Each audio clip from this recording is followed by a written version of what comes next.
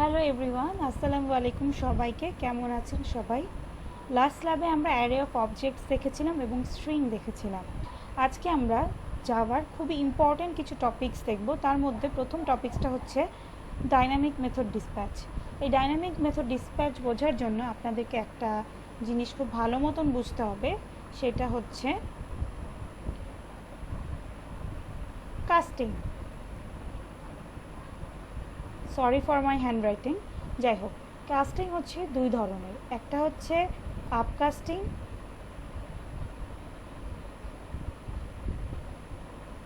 আরও একটা হচ্ছে ডাউনকাস্টিং। তো ডাইনামিক মেথড ডিসপ্যাচের জন্য আমরা বেসিক্যালি আজকে আপকাস্টিংটাই খুব ভালো মতন বুঝবো। তার আগে আসেন কাস্টিং জিনিসটা কি। আপনারা সিতে অনেক সময় পড়ে এসছেন, যদি মনে থাকে কাস্টিং করে এসছেন। কীরকম ছিল সেই কাস্টিং? কাস্টিংকে আমরা সিতে কি বলতাম? সিতে সেটাকে বলতাম হচ্ছে আমরা টাইপ কাস্টিং। তো সেটা কীরকম আমরা একটু দেখি। জিনিসটা ছিল কি? জিনিসটা ছিল হচ্ছে হয়তো ডাবল এতে একটা ভ্যালু ছিল 5.9। আমরা যদি ইন্টিজার এতে এ বিকে রাখতে চেতাম, সরি ইন্টিজার এ না, ধরেন ইন্টিজার বিতে এই একে রাখতে চাইতাম, তখন হচ্ছে আমাদেরকে কি করে নিতে হতো? এই এ ভ্যালুটা যেহেতু ডাবলে এবং বি ভ্যালুটা যেহেতু ইন্টিজারে, আমাদের এই ডাবল এ ভ্যালুটাকে ইন্টিজারে টাইপ কাস্ট করে নিতে হতো। অর্থাৎ সেক্ষেত্রে কি লিখতে হতো? এখানে ব্র্যাকেট দিয়ে একটা ইন্ট লিখে দিতে হতো। এটাকে আমরা বলতাম কি টাইপ কাস্ট। তো এই যে এইভাবে যে টাইপ কাস্ট করা, সেটাকে আমরা জাভাতে বলবো ডাউন কাস্টিং। অর্থাৎ আলাদা করে আমাদের এক্সপ্লিসিটলি লিখে দিতে হবে কীভাবে টাইপ কাস্ট করতে যাচ্ছি। ডাউন কাস্টিং নিয়ে যেহেতু আমাদের খুব আজকে ইম্পর্টেন্ট কিছু নেই, সো আমরা ডাউন কাস্টিং ডিটেলসে দেখতে যাব না। এখন আমরা আপ কাস্টিং লিখব। তাহলে আপ কাস্টিং জিনিসটা কি? আপ কাস্টিং জিনিসটা ঠিক এইরকম টাইপ কাস্টিংয়ের মতনই, কিন্তু জিনিসটা আরও একটু সহজ। কীরকম সহজ? কনসেপ্টটা বোঝা সহজ না, কনসেপ্টটা বোঝাটা কঠিন, বাট সিনট্যাক্সটা খুব সহজ। কীরকম? তার আগে আমরা যদি একটু মনে করি, আমি একটু ক্লিয়ার করে নিচ্ছি। আমরা যদি একটু মনে করি যে এক minute,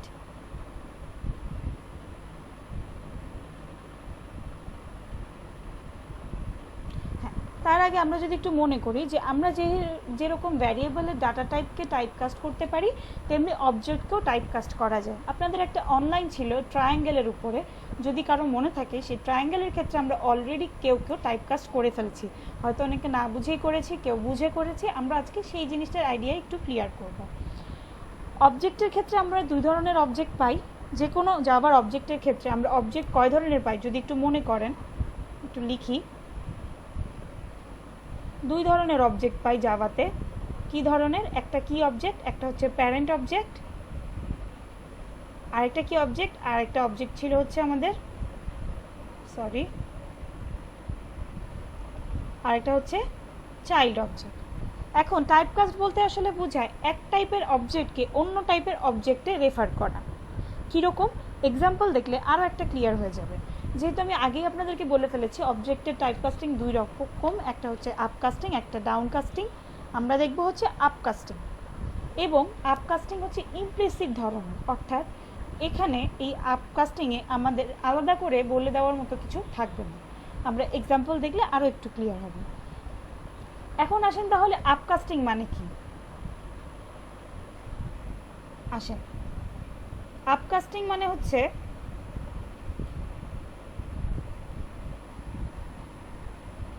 typecasting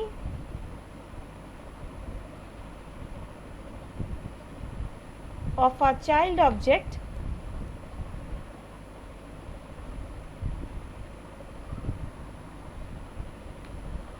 to a parent object। এটা ছিল আপকাস্টিংয়ের ডেফিনেশন। ডেফিনেশন দেখে কি আসলে অ্যাকচুয়ালি কিছু বোঝা যাচ্ছে? ডেফিনেশন দেখে বুঝতেছি যে একটা চাইল্ড অবজেক্টকে যদি আমরা একটা প্যারেন্ট অবজেক্টে রেফার করতে চাই, সেক্ষেত্রেই আমরা আপকাস্টিং করছি। সেই টাইপকাস্টিংটাকেই বলছি হচ্ছে আপকাস্টিং। তাহলে আপকাস্টিং আসলে দরকার কি, বা আপকাস্টিংয়ের মাধ্যমে আমরা কী করি আসলে? তাহলে দেখেন, আপকাস্টিংয়ের মাধ্যমে আমরা কী করি এটা আগে একটু বোঝার চেষ্টা করি। আপকাস্টিংয়ের মাধ্যমে আমরা প্যারেন্ট ক্লাসের, খুব ভালো মতো বুঝি, আপকাস্টিংয়ের মাধ্যমে প্যারেন্ট ক্লাসের সবগুলো মেথড বা সব কিছুকে আমরা অ্যাক্সেস করতে পারবো। আপকাস্টিংয়ের মাধ্যমে প্যারেন্ট ক্লাসের সব মেম্বারকে আমরা অ্যাক্সেস করতে পারবো, কিন্তু চাইল্ড ক্লাসের সব মেম্বারকে অ্যাক্সেস করতে পারবো না, কিছু স্পেসিফিক মেম্বারকে অ্যাক্সেস করতে পারবো। অনেকে কোয়েশ্চেন করতে পারেন, তাহলে আল্লাহ এটা কেমন কথা হলো যে আমি চাইল্ড অবজেক্টকে প্যারেন্ট অবজেক্টে রেফার করলাম ঠিকই, কিন্তু চাইল্ড অবজেক্ট নিজেই নিজের মেম্বারগুলোকে অ্যাক্সেস করতে পারছে না। অ্যাক্সেস করতে পারবে কিছু স্পেশাল কেসে। আমি এক্সাম্পল আস্তে আস্তে যাচ্ছি, আগে আপনাদের থিওরিটিক্যাল কথাবার্তা ওরালি একটু বলে নিচ্ছি। আচ্ছা, এরপরে আসেন এই আপকাস্টিংয়ের দরকার কি। আপকাস্টিং হচ্ছে ডাইনামিক মেথড ডিসপ্যাচ বা এবং রান টাইম পলিমরফিজমে ইউজ হয়। আচ্ছা, সেটা কিভাবে, সেটা আমরা এখন এক্সাম্পল দিয়ে দেখব।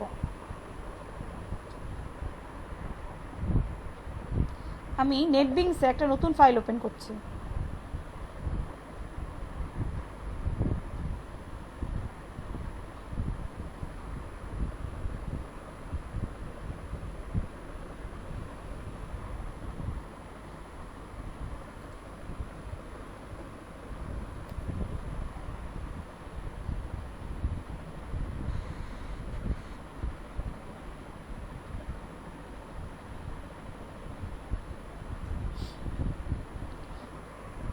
আচ্ছা, এবার আমার কাছে ধরেন আমি নতুন একটা ফাইল ওপেন করেছি। ধরেন কি হয়েছে, আমার কাছে একটা ক্লাস আছে, ক্লাসটার নাম হচ্ছে এ।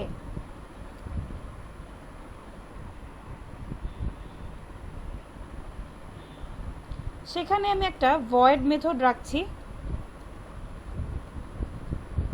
নাম দিচ্ছি শো। যে মেথডটা প্রিন্ট করবে হচ্ছে ইন মেথড এ, লিখলাম। এখন আমি কি করব, এখন হচ্ছে যদি আপনাদের ইনহেরিটেন্সের কথাটা একটু মাথায় থাকে, আমরা ইনহেরিটেন্সের জন্য যদি মনে না থাকে একটু মনে করার চেষ্টা করি। ইনহেরিটেন্সে কি ছিল, ইনহেরিটেন্সে হচ্ছে আমাদের একটা সুপার ক্লাস ছিল, সেই সুপার ক্লাসের অবজেক্টটাকে আমরা কি বলছি, প্যারেন্ট অবজেক্ট। সুপার ক্লাসটা ছিল শেপ। এই শেপ ক্লাসের কিছু বৈশিষ্ট্য যদি আমি সব কিছুর মধ্যে এক্সটেন্ড করতে চাই, তাহলে কি করতাম, শেপের কি কি ভ্যারিয়েবল ছিল, কালার এবং ফিল্ড নামে দুটো ভ্যারিয়েবল ছিল এবং একটা মেথড ছিল ক্যালকুলেট এরিয়া। এই শেপ ক্লাসটাকে যদি আমি এক্সটেন্ড করি, সার্কেল এবং রেক্টেঙ্গেল এই দুটা ক্লাস যদি শেপ ক্লাসকে এক্সটেন্ড করে, তাহলে সার্কেল ক্লাসেরও কী কী বৈশিষ্ট্য থাকবে, কালার থাকবে, ফিল্ড থাকবে এবং সাথে এক্সট্রা যোগ হয়ে যাবে কি, রেডিয়াস। শেপ ক্লাসের একটা ক্যালকুলেট এরিয়া মেথড আছে, সেটা কোথায় চলে আসবে, সার্কেল এরিয়াতে, মানে সার্কেল ক্লাসেও আমরা একটা ক্যালকুলেট এরিয়া নামে মেথড ওভাররাইড করতে পারবো। এই মেথডটাকে আমরা কি করে ফেলতে পারবো, মেথড ওভাররাইড করতে পারবো। আবার ঠিক একইভাবে রেক্টেঙ্গেল ক্লাসে এই কালার আর ফিল্ডের সাথে নতুন দুটো ভ্যারিয়েবল যোগ হবে, লেংথ এবং উইডথ, এবং সেক্ষেত্রে ক্যালকুলেট এরিয়া মেথডটাকে ওভাররাইড করতে পারবো। এবং এই ডায়াগ্রামটা দেখে যদি বুঝি, আমরা খেয়াল করি যে স্কোয়ার ক্লাসটাও কী করছে, এই রেক্টেঙ্গেল ক্লাসকে ইনহেরিট করছে। সো আমাদের ইনহেরিটেন্সের বেসিকটা যদি একটু মাথায় চলে আসে, তাহলে আমরা এখন এখানে একটু কোড করতে যাই। আমরা একটা এ ক্লাসকে নিয়েছি, এখন আমি একটা ক্লাস লিখতে চাচ্ছি, যে ক্লাসটা হচ্ছে নাম দিচ্ছি বি। ক্লাস বি এক্সটেন্ডস এ, অর্থাৎ এখন আমার এ ক্লাসটা হচ্ছে সুপার ক্লাস এবং বি ক্লাসটা হচ্ছে সাব ক্লাস। তাহলে আমি এখানেও একটা মেথড লিখি, যে মেথডটার নাম কি একইভাবে শো, এবং এই মেথডটার মানে কি, মেথডটা অবশ্যই একটা ওভাররিডেন মেথড। যদি আমরা খেয়াল করে দেখি যে এখানে কি ওভাররাইড অ্যানোটেশন দেওয়ার একটা অপশন আছে, আমি ওভাররাইড অ্যানোটেশন অপশনটা দিয়ে দিচ্ছি। তাহলে দেখতে পাচ্ছি শো মেথডটা তাহলে আসলে কি হয়েছে, ওভাররিডেন হয়েছে বা আবার করেছে, মেথড ওভাররাইড হয়েছে এখানে। এখন আমি কি করতে চাচ্ছি, এই জায়গায় আমি একটা মেথড লিখছি, সরি প্রিন্ট দিচ্ছি। প্রিন্ট দিব হচ্ছে ইন মেথড বি। তাহলে বি ক্লাসটা কি করলো, এই ক্লাসকে এক্সটেন্ড করলো এবং মেথডে প্রিন্ট দিলাম এই কথাটা। এখন আমরা কি করতে পারি যদি একটু দেখি,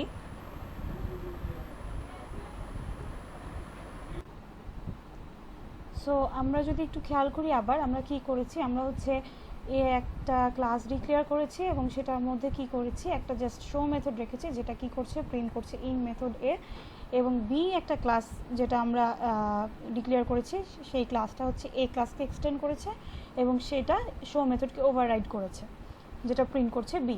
সো আমরা এখন বেসিক্যালি কি করতে পারি, আমরা এখন বেসিক্যালি যেটা করতে পারি সেটা হচ্ছে আমরা দুইভাবে অবজেক্ট ক্রিয়েট করতে পারি। কীরকম, যেমন ধরেন আমার ছিল ক্লাস কোনটা, এ হচ্ছে সুপার ক্লাস। আমরা যেটা করতে পারি, A O B J equal to new A, এভাবে আমরা ডিক্লেয়ার করতে পারি একটা অবজেক্ট। এবং আরও একটা কি করতে পারি, বি ক্লাসের একটা অবজেক্ট ক্রিয়েট করতে পারি। অর্থাৎ দুই ওয়েতে বলতে বুঝিয়েছি আসলে দুইটা ক্লাসের অবজেক্ট আমি দুইভাবে ক্রিয়েট করতে পারি। তাহলে নিউ বি অর্থাৎ একটা এ ক্লাসের অবজেক্ট, একটা কি বি ক্লাসের অবজেক্ট। তো আরও একটা কিভাবে করতে পারি সেটাই হচ্ছে আমাদের দেখার বিষয়, সেটাই হচ্ছে আমাদের আজকের টপিক আপকাস্টিং।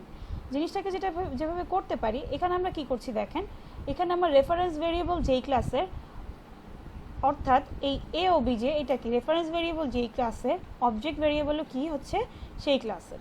আবার এখানে রেফারেন্স ভেরিয়েবল যেই ক্লাসের, সেখানে আমার অবজেক্টও ক্রিয়েট করেছি কি সেই ক্লাসে। কিন্তু আমি এখন যেটা করতে পারি সেটা হচ্ছে, আমি যদি এই লাইনটাকে রিমুভ করে দিই, যেটা করতে পারি সেটা হচ্ছে গিয়ে এখানে আমি লিখতে পারি নিউ বি। তাহলে অনেকে কোয়েশ্চেন করতে পারেন যে এটা আসলে কি হলো। এটা আসলে যেটা হলো সেটা হচ্ছে, আমরা যদি একটু দেখি,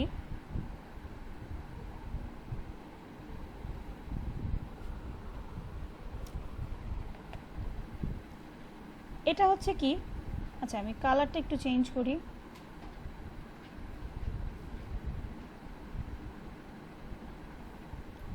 এটা হচ্ছে আমার সুপার ক্লাস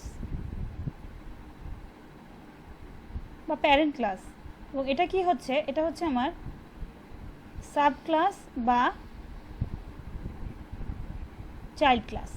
তাহলে এটা কি হচ্ছে, এটা যেটা হচ্ছে সেটা হচ্ছে আমার রেফারেন্স ভেরিয়েবল একটা ক্লাসের, সুপার ক্লাসের, এবং আমি অবজেক্ট ক্রিয়েট করেছি সাব ক্লাসের বা চাইল্ড ক্লাসের। এই জিনিসটাই হচ্ছে আপকাস্টিং। এখন অনেকের কোয়েশ্চেন হতে পারে এই জিনিসটা আসলে কি কাজে লাগে। এই জিনিসটা আসলে কি কাজে লাগে সেটা যদি আমরা একটু এক্সাম্পলের মাধ্যমে দেখি তাহলে আসলে আমাদের কাছে ব্যাপারটা ক্লিয়ার হবে। সো আমরা প্রথমে আসলে দেখি কি হয়। এখন আমি যদি obj.show মেথডটা কল করি তাহলে একটু দেখি যে আসলে কি হচ্ছে। এখন আপনাদের কাছে আমি একটা কোয়েশ্চেন থাকবে, আমি আবার বলছি, এ মেথডে, এ ক্লাসে হচ্ছে গিয়ে আমার একটা মেথড ছিল শো মেথড, যেটা কি করছিল, প্রিন্ট করছিল ইন মেথড এ, এবং বি একটা ক্লাস ছিল যেটা প্রিন্ট করছিল ইন মেথড বি। এখন আপনাকে যদি আমি কোয়েশ্চেন করি যে এইভাবে যখন আমি obj.show কল করেছি, অর্থাৎ আমার অবজেক্ট ক্রিয়েট হয়েছে বি ক্লাসের, কিন্তু আমি সেটাকে স্টোর করছি কোথায়, এ ক্লাসের রেফারেন্স ভেরিয়েবলে, তাহলে এখন কিভাবে স্টোর হচ্ছে বা কোন শো মেথডটা কল হবে। এক্ষেত্রে কেউ বলতে পারেন এ ক্লাসের মেথডটা কল হবে, কেউ বলতে পারেন বি ক্লাসের মেথডটা কল হবে। আমি যদি এটাকে রান করি, রান করলে আসলে আমাদের কাছে জিনিসটা ক্লিয়ার হবে। রান করে দেখি, দেখেন কি দেখাচ্ছে, ইন মেথড বি। অর্থাৎ আমরা যদি খেয়াল করে দেখি যে আমরা আসলে চাইল্ড ক্লাসকে, এটা হচ্ছে এক মিনিট, আমরা যদি খেয়াল করে দেখি, এই যে আমার চাইল্ড ক্লাসের অবজেক্টটা ক্রিয়েট হয়েছে, এই চাইল্ড ক্লাসের অবজেক্টের যে মেথডটা থাকবে বা এই চাইল্ড ক্লাসের যে মেথডটা থাকবে, সেটাই আসলে সে কি করবে, সেটাকে শো করাবে বা সেটাই দেখাবে, আসলে সেটার আউটপুটই আসবে। এখন আমি যদি আপনাকে বলি যে আমি যদি কোনো কারণে, এক মিনিট, আমি যদি কোনো কারণে এই বি মেথডটা থেকে, বি যেটা একে এক্সটেন্ড করেছে, এটা যদি রিমুভ করে দিই তাহলে কি প্রিন্ট হবে। ওভাররাইড অ্যানোটেশনটা মুছে দিই। এবার যদি আমি রান করি তাহলে দেখতে পাচ্ছি কি, তাহলে হচ্ছে গিয়ে এই মেথডটাকে কল করছে। তার মানে আসলে কি হচ্ছে, যখন আমি এই মেথডটাকে কল করছি তখন আসলে সে চেক করছে চাইল্ড ক্লাসে এই নামে কোনো মেথড আছে কিনা। আবারও বলছি, আমি যখন শো মেথডটাকে কল করছি তখন বেসিক্যালি কি হচ্ছে, সে চাইল্ড ক্লাসে দেখছে এই নামে কোনো মেথড আছে কিনা। যদি সে চাইল্ড ক্লাসে মেথডটাকে না পায় তখন সে চলে যাচ্ছে কোথায়, তখন সে চলে যাচ্ছে প্যারেন্ট ক্লাসে।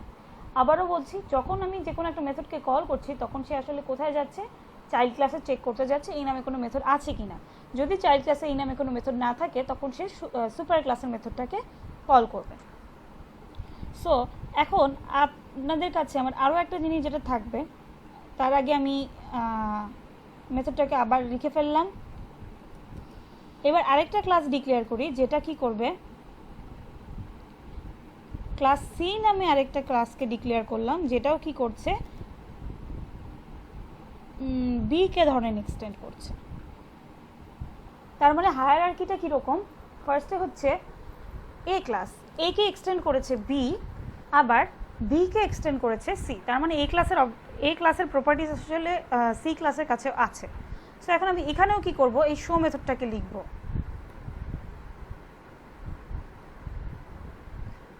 এবং এক্ষেত্রে যেটা হবে, এখানে আমি প্রিন্ট করবো হচ্ছে ইন মেথড সি।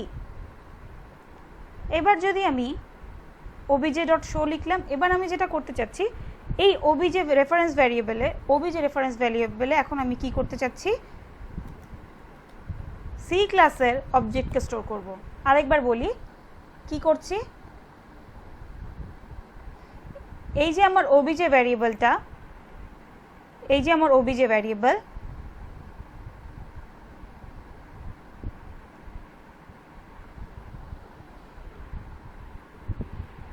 এই যে আমার ওবিজে ভ্যারিয়েবলটা, এইখানে প্রথমে কি ছিল, সেটা হচ্ছে বি ক্লাসের অবজেক্ট স্টোর ছিল ওবিজে রেফারেন্স ভ্যারিয়েবলে।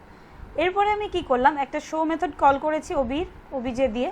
তারপরে এই ওবিজের মধ্যে আমি কি করেছি, সি চাইল্ড ক্লাসটার অবজেক্টটাকে স্টোর করছি। এবার যদি আমি শো মেথডকে কল করি, আপনাদের কাছে একটা কোয়েশ্চেন থাকবে আমার, এক্ষেত্রে তাহলে আসলে কি প্রিন্ট হওয়ার কথা, প্রিন্ট করে দেখি আসেন। আবার আমি ওবিজে ডট শোকে কল করি,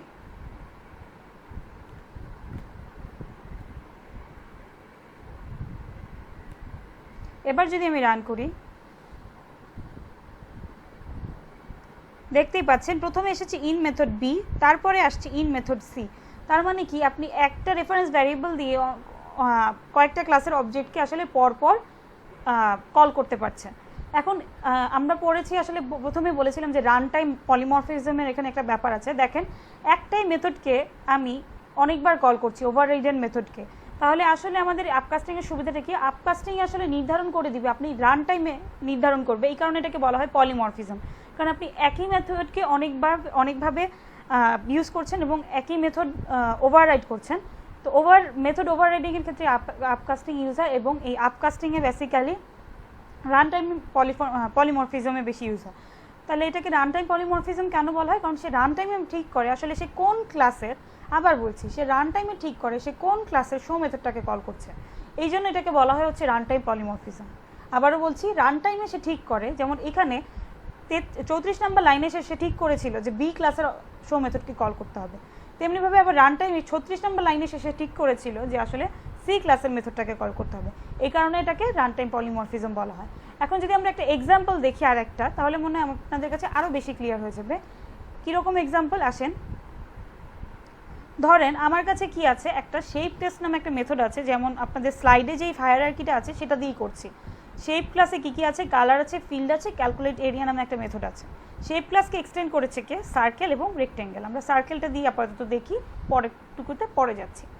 তাহলে আমি কি করছি, শেপ ক্লাসটা একটু দেখি। এই যে শেপ ক্লাসে কি কি আছে একটু দেখে নিই।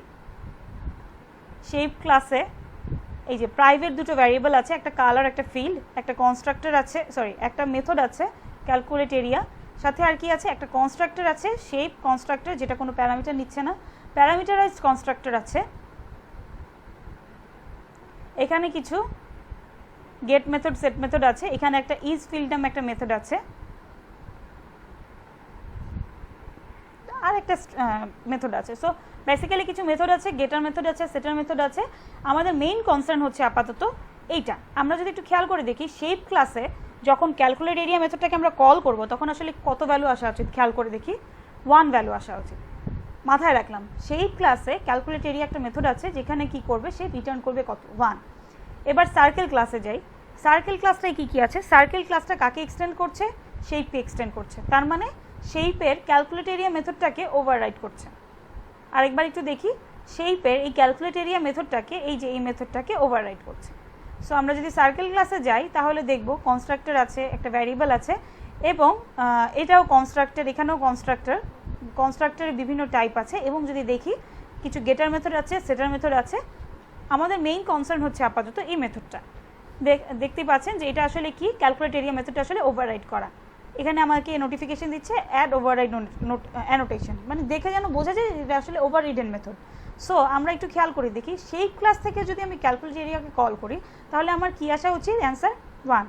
কিন্তু আমি যদি সার্কেল ক্লাস থেকে ক্যালকুলেট এরিয়াকে কল করি, তাহলে আমাকে রিটার্ন করবে কি, পাই আর স্কোয়ারের ফর্মুলা দিয়ে কিছু একটা ভ্যালু বের করে আমাকে রিটার্ন করবে, 1 বাদে অন্য কোনো ভ্যালু আসবে, 1ও আসতে পারে, বাট বেসিক্যালি আমি যদি 5 6 4 7 8 কোনো একটা ভ্যালু দিই তাহলে বেশ বড় একটা ভ্যালু আসবে। সো আমরা যদি এখন মেইন ক্লাসটায় যাই, মেইন ক্লাসটা হচ্ছে শেপ টেস্ট ক্লাস। এই ক্লাসে যখন আমি মেইন মেথড থেকে কি করলাম দেখেন, এই শেপ ক্লাসের অবজেক্ট ক্রিয়েট করলাম, শেপ ক্লাসের একটা রেফারেন্স ভ্যারিয়েবল নিলাম, বেসিক্যালি অবজেক্ট এখনো ক্রিয়েট করিনি, শেপ ক্লাসের রেফারেন্স ভ্যারিয়েবলে সার্কেল ক্লাসের অবজেক্ট ক্রিয়েট করলাম। তাহলে এখানে কি করলাম, শেপ ক্লাসের রেফারেন্স ভ্যারিয়েবলে সার্কেল ক্লাসের অবজেক্ট ক্রিয়েট করলাম। সার্কেল ক্লাসটা হচ্ছে আমার চাইল্ড ক্লাস, শেপ ক্লাসটা হচ্ছে আমার প্যারেন্ট ক্লাস। সো বেসিক্যালি এখানে আমি কী করলাম, এখানে আমি আপকাস্টিং করলাম। তো আপকাস্টিং করার পরে আমি যখন ক্যালকুলেট এরিয়াকে কল করব, আপনারা আগের কনসেপ্টটা থেকে আমাকে একটু বলেন তো আসলে বেসিক্যালি কী প্রিন্ট হওয়া উচিত। এই যে এই জায়গাটায় আমরা একটু রান করে দেখি, যদি মনে থেকে থাকে যখন আমরা এভাবে কোনো কিছু কল করব, যদি প্যারেন্ট ক্লাসেও সেই মেথডটা থাকে এবং চাইল্ড ক্লাসেও সেই মেথডটা থাকে, সোজা কথায় আমি যখন ক্যালকুলেট এরিয়াকে কল করব, সেই ক্যালকুলেট এরিয়া মেথডটা আসলে কার কাছে যাবে, যাবে চাইল্ড ক্লাসে। চাইল্ড ক্লাসে গিয়ে চেক করবে যে এই নামে কোনো মেথড আছে কিনা। সো আমার চাইল্ড ক্লাস কোনটা, সার্কেল ক্লাস। সো আমরা সার্কেল ক্লাসে যাব, গিয়ে দেখব ক্যালকুলেট এরিয়া নামে মেথড আছে কিনা, হ্যাঁ আছে। তখন কি হবে, এই যে এই ফর্মুলায় আউটপুটটা দেখাবে। সো আমরা একটু রান করি, রান করলেই দেখতে পাচ্ছেন যে 1 আসেনি, কিন্তু একটা বড় ভ্যালু এসছে। সো আমরা আসলে বুঝতে পারলাম যে কি হচ্ছে। এখন আমি যদি কোনো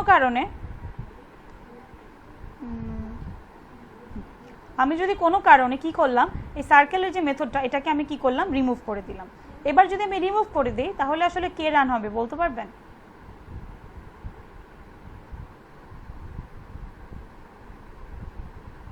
এই যে এখানে কে রান হচ্ছে তাহলে 1। আচ্ছা আমার এখানে সার্কেল একটু এরর দিচ্ছে, আমি মনে হয় ওভাররাইড অ্যানোটেশনটা মুছিনি। আচ্ছা হ্যাঁ ঠিক আছে। সো আমি যখন এখানে রান করছি, এখন আরেকবার একটু রান করে দেখাই আপনাদেরকে। আমি যখন রান করছি তখন আসলে দেখতে পাচ্ছি কি 1 আসছে। এই 1টা কোত্থেকে আসলো, এই 1টা আসলো প্যারেন্ট ক্লাস, অর্থাৎ যেই ক্লাসের এই শেপ ক্লাসটার কি আমি রেফারেন্স ভ্যারিয়েবল নিয়েছি, প্যারেন্ট ক্লাস কি শেপ ক্লাস, এই প্যারেন্ট ক্লাসের এইখানে যে ক্যালকুলেট এরিয়া মেথডটা ছিল সেখান থেকে আসলে 1 ভ্যালুটা এসেছে। এখন যদি আবার আমি কি করি, সার্কেলে যদি আবার এই মেথডটা দিয়ে দিই তাহলে কি হবে, এই মেথডটা কল হবে। সো বেসিক্যালি আমরা আসলে বুঝলাম কি, আমি আবার বলি, যখন আপনি আপকাস্টিং করবেন এই ধরনের ফর্মেটে লিখবেন, এই ধরনের ফর্মেটে লেখার পরে আপনি যখন কোনো একটা ওই অবজেক্টটা দিয়ে কোনো একটা মেথডকে কল করবেন, তখন আসলে সে চলে যাবে কার কাছে, সে যাবে আগে চাইল্ড ক্লাসের কাছে। চাইল্ড ক্লাসের কাছে কোনো মেথড থাকলে, এই নামে কোনো মেথড থাকলে সে এই নামের মেথডটাকে রান করাবে, যদি না থাকে তাহলে সে প্যারেন্ট ক্লাসে গিয়ে সেই নামের মেথডটাকে রান করবে। সো আমার মনে হয় আপনাদের কাছে আপকাস্টিং বা ডাইনামিক মেথড ডিসপ্যাচটা ক্লিয়ার হয়ে গেছে। তো ডাইনামিক মেথড ডিসপ্যাচ কেন বলতেছে, কারণ আপনি ডাইনামিক্যালি কী করতেছেন, কোন মেথডটাকে আপনাকে হ্যান্ডেল করতে হবে সেটা আপনি ঠিক করছেন, ডিসপ্যাচ করবেন কোনটাকে, মানে কোন মেথডটাকে আপনি রান করাবেন সেটা ঠিক করছেন। সো আমার মনে হয় এটা অনেকের ক্লিয়ার হয়ে গেছে। এখন আমি যেটা দেখবো, এটার একটা প্র্যাকটিক্যাল এক্সাম্পল দেখবো।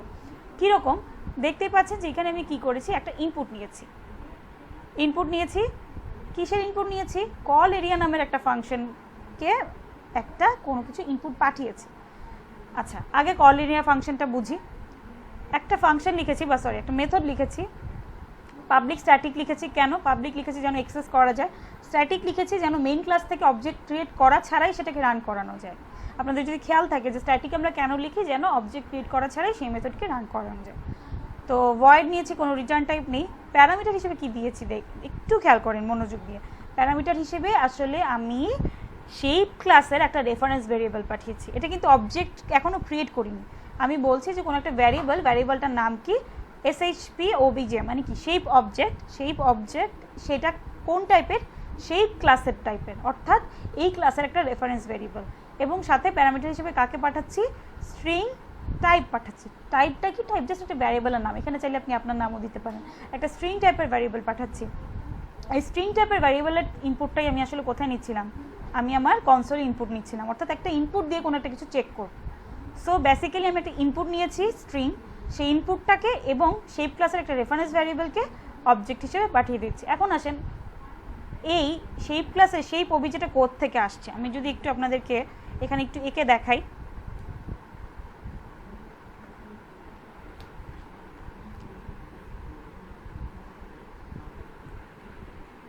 এই যে এই শেপ অবজেক্টটা প্যারামিটার হিসেবে এসেছে, কার কাছ থেকে এসেছে, এই কল অবজেক্ট থেকে। কল অবজেক্টটা কোড থেকে আসছে একটু দেখি, যদি এই শেপ ক্লাসের কল অবজেক্ট, যেটাকে আমি কি, যে রেফারেন্স ভ্যারিয়েবলটা কি করেছি, আমি যেহেতু একটা অবজেক্ট স্টোর করবো আমি তার কাছে, তো আমি সেটাকে আগে নাল দিয়ে ইনিশিয়ালাইজ করে নিয়েছি। সো এইটুকু গেল, আমরা মনে হয় এতটুকু পর্যন্ত বুঝতে পেরেছি। এখন যদি বুঝে থাকি তাহলে আমরা পরের অংশে আসি, মেথডটায় কি হচ্ছে দেখি। তো মেথডটায় আসলে আমি একটা জিনিস ইনপুট দিব, কি ইনপুট দিচ্ছি একটু দেখি। ইনপুট দিচ্ছি, দেখেন ইনপুটটাকে আমি চেক করছি, টাইপটা কি, টাইপটা হচ্ছে আমার, ধরেন আমি কোনো একটা স্ট্রিং ইনপুট দিয়েছি, সেটা আমরা লাস্ট ক্লাসে স্ট্রিং পড়েছিলাম, স্ট্রিং ক্লাসে আমরা জানি দুইটা স্ট্রিং ইকুয়াল কিনা সেটাকে চেক করতে হয় হচ্ছে গিয়ে এভাবে ডট ইকুয়ালস মেথড দিয়ে। এখন আমি যদি কোনো কারণে স্ট্রিংয়ে ইনপুট দিই সার্কেল, সাপোজ এরকম ইনপুট দিলাম, সার্কেল ইনপুট দিলাম, তাহলে বেসিক্যালি চেকটা কীভাবে হবে, circle dot equal circle. So আমার স্ট্রিংটা আছে টাইপ ভ্যারিয়েবলে, সো আমি চেক করছি সেই স্ট্রিংটা আমি সার্কেল ইনপুট দিয়েছি কিনা, অর্থাৎ স্ট্রিংটা সমান সমান সার্কেল কিনা। আমরা যদি সি ল্যাঙ্গুয়েজে লিখতাম তাহলে কি লিখতাম, টাইপ ইকুয়াল সার্কেল কিনা। যদি সার্কেল হয় তাহলে আমি কি করব, রেডিয়াসের ইনপুট নিব, রেডিয়াসের ইনপুট নিলাম। তারপরে কি হবে দেখেন, তারপরে হচ্ছে গিয়ে, আচ্ছা তার আগে খুব ইম্পর্ট্যান্ট একটা জিনিস এখানে যদি একটু খেয়াল করি আমরা, কি হচ্ছে বেসিক্যালি, যদি আমি ইনপুট হিসেবে একটু খেয়াল করি, যদি আমি ইনপুট হিসেবে কি দেই, সার্কেল, এই স্ট্রিংটা দিই, তাহলে আসলে কোন পোর্শনটা রান হবে, কোডের এই ইফ ব্লকটা রান হবে। কোডের এই ইফ ব্লকটা যদি রান হয় আমার কাছে রেডিয়াস ইনপুট চাইবে, রেডিয়াস ইনপুট দিব।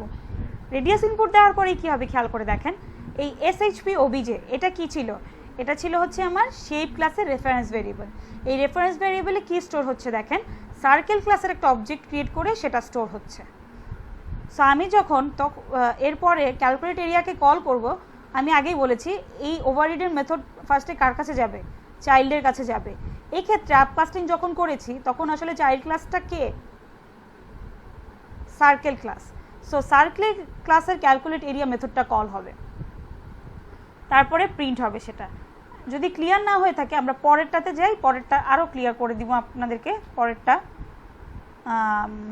আমার মনে হয় কালারটা একটু চেঞ্জ করে নেওয়া ভালো।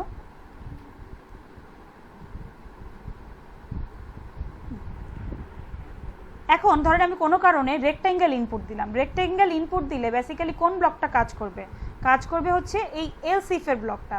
এই এলসিফের ব্লকটা যখন কাজ করবে, আমি লেংথ আর উইডথ ইনপুট দিলাম দুইটা ইনপুট দেওয়ার পরে কি হবে, রেক্ট্যাঙ্গেল ক্লাসের একটা অবজেক্ট ক্রিয়েট হবে। এই রেক্ট্যাঙ্গেল ক্লাস তাহলে কে, চাইল্ড ক্লাস। রেক্ট্যাঙ্গেল ক্লাসের একটা অবজেক্ট ক্রিয়েট হবে, সেটা কোথায় স্টোর হবে, এই শেপ ওবিজেতে। শেপ ওবিজেকে, শেপ ওবিজে কই থেকে আসছে, শেপ ওবিজে আসছে এখান থেকে, অর্থাৎ শেপ ক্লাসের বা প্যারেন্ট ক্লাসের রেফারেন্স ভ্যারিয়েবল। সো এরপরে আমি কি করব, তাহলে আসলে রেক্ট্যাঙ্গেল ক্লাসের কনস্ট্রাক্টর ক্রিয়েট হবে। রেক্ট্যাঙ্গেল ক্লাসের কনস্ট্রাক্টর কোনটা একটু যদি দেখি, প্যারামিটারাইজড কনস্ট্রাক্টর যেটা, সেটা রান হবে, ক্রিয়েট হবে। রেক্ট্যাঙ্গেল ক্লাসের কনস্ট্রাক্টর হচ্ছে এইটা রান হবে তখন, এইটা দেখেন এখানে একটা কিন্তু আছে প্যারামিটার ছাড়া, প্যারামিটার সহ যেটা সেটা রান হবে। সো বেসিক্যালি এটা হলো, হওয়ার পরে যেটা হবে সেটা হচ্ছে আমি যখন ক্যালকুলেট এরিয়াকে কল করব তখন আসলে কোন মেথডটা কল হবে, রেক্ট্যাঙ্গেল ক্লাসের যে মেথডটা ছিল সেইটা কল হবে, অর্থাৎ রেক্ট্যাঙ্গেল ক্লাসের যে ক্যালকুলেট এরিয়া মেথডটা ছিল সেটা কল হবে। ঠিক তেমনিভাবে স্কোয়ারের ক্ষেত্রেও একইভাবে লাস্ট পর্যন্ত কি হবে, স্কোয়ারের জন্য যে ক্যালকুলেট এরিয়া মেথডটা ছিল সেইটা কল হবে। সো আমার মনে হয় এই প্র্যাকটিক্যাল এক্সাম্পলটা দিয়ে আপনারা অনেকখানি ক্লিয়ার হয়ে গেছেন যে কেন আমার ডাইনামিক মেথড ডিসপ্যাচ বা কেন আমার আপকাস্টিংটা এখানে জরুরি। সো আমার মনে হয় আপনারা যদি কোডটা একটু দেখেন, লেকচারটা ফলো করেন, কোডটা একটু দেখেন এবং যদি স্লাইডটা একটু হালকা রিডিং দেন তাহলেই আপনাদের জিনিসটা ক্লিয়ার হয়ে যাবে। তাও আমি আপনাদেরকে থিওরিটিক্যালি কিছু জিনিসপত্র স্কিপ করে গিয়েছিলাম, সেটা একটু দেখি। দেখেন ডাইনামিক মেথড ডিসপ্যাচ সম্পর্কে যদি আমরা জানতে চাই, কি বলছে দেখেন, this upcasting is use to call overridden methods. এটা আপনাদেরকে অলরেডি বলে ফেলেছি যে ওভাররিডেন মেথডকে কল করার জন্য আপকাস্টিং ইউজ করা হয়। তারপরে কি বলেছি দেখেন, super class variable will only recognise the overridden methods. Super ক্লাসের যে ভ্যারিয়েবলগুলো তারা আসলে কি করবে, শুধু ওভাররিডেন মেথডগুলোকে রিকগনাইজ করবে, অন্য কোনো মেথডকে রিকগনাইজ করবে না। এরপরে কি বলেছে দেখেন, when an overridden method is called through a superclass reference, Java determines which version of that method is to be executed based upon the type of the object being referred to at the time that call occurs. This determination is made at runtime. এখানে সেই কথাটাই বলেছে যে আপনি যখন একটা overridden মেথডকে super ক্লাসের reference variable দিয়ে কল করবেন তখন জাভা রান টাইমে ডিসাইড করবে যে আসলে সুপার ক্লাসের মেথডটাকে কল করব নাকি সাব ক্লাসের মেথডটাকে কল করব। এই যে মেথডটাকে কল করার প্রসেস রান টাইমে ডিটারমাইন হচ্ছে, এটাই হচ্ছে ডাইনামিক মেথড ডিসপ্যাচ। আশা করি এতটুকু পর্যন্ত সবারই ক্লিয়ার হয়ে গেছে। সো আর সেকেন্ড লাইনটা যদি কারো কোনো ক্ষেত্রে ক্লিয়ার না হয়ে থাকে তাহলে আমি আপনাদেরকে বলি যে আরেকবার একটু বলে দিই, super class variable will only recognise the overridden methods. এটার আমি একটা এক্সাম্পল আপনাদেরকে একটু দেখিয়ে দিই। ধরেন আমার মনে হয়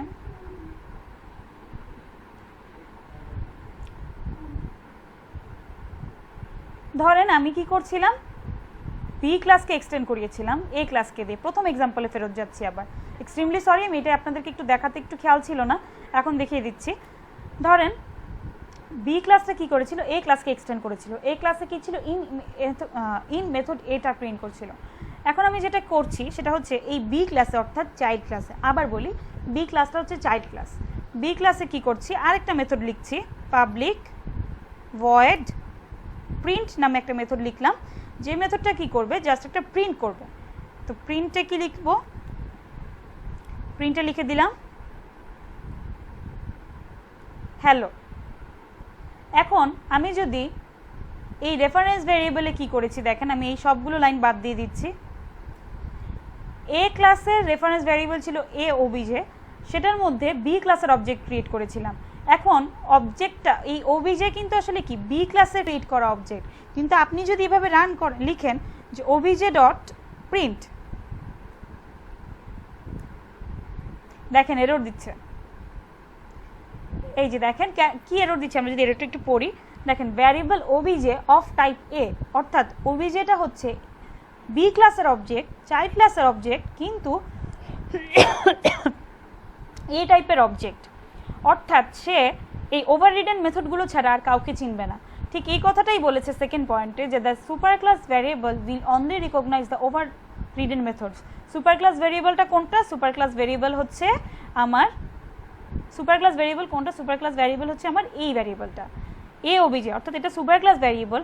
হয়তো সে চাইল্ড ক্লাসের অবজেক্ট ক্রিয়েট করেছে, না অবজেক্টকে স্টোর করেছে, কিন্তু সেটা সুপার ক্লাস ভ্যারিয়েবল। এই জন্য সুপার ক্লাসের ভ্যারিয়েবলটা শুধু ওভাররিডিং মেথডগুলোকে চিনবে, অর্থাৎ শো মেথডটাকে চিনবে। নতুন আরেকটা মেথড লিখেন, সেই মেথডটাকে সে আসলে চেনে না।